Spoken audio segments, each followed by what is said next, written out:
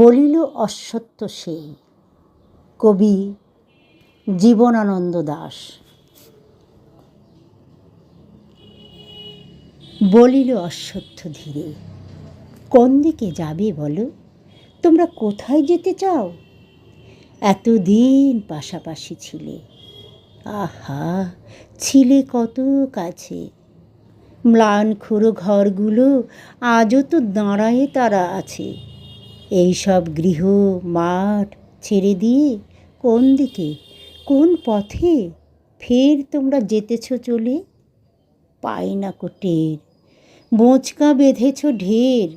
ভোলো নাই ভাঙা বাটি, ফুটো ঘটিটাও। আবার কোথায় যেতে চাও? 50 বছরও হয়নি কো। এই তো সেদিন তোমাদের পিতামহ, বাবা, খুড়ো, জ্যাঠামহাশয় আজও আহা তাহাদের কথা মনে হয়।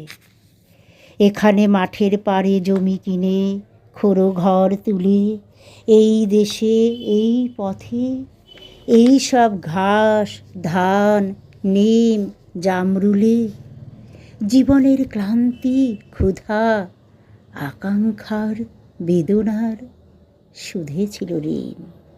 দাঁড়ায়ে দাঁড়ায়ে সব দেখেছি যে, মনে হয় যেন সেই দিন। এখানে তোমরা তবু থাকিবে না? যাবে চলে তবে কোন পথে? সেই পথে আরও শান্তি, আরও বুঝি স্বাদ, আরও বুঝি জীবনের গভীর আস্বাদ। তোমরা সেখানে গিয়ে তাই বুঝি বেঁধে রবে আকাঙ্ক্ষার ঘর? যেখানেই যাও চলে, হয় না কো জীবনের কোনো রূপান্তর। এক ক্ষুধা, এক স্বপ্ন, এক ব্যথা বিচ্ছেদের কাহিনী ধূসর। ম্লান চুলে দেখা দেবে যেখানেই বাঁধো গিয়ে আকাঙ্ক্ষার ঘর। বলিল অশ্বত্থ সেই, নড়ে নড়ে অন্ধকারে মাথার উপর।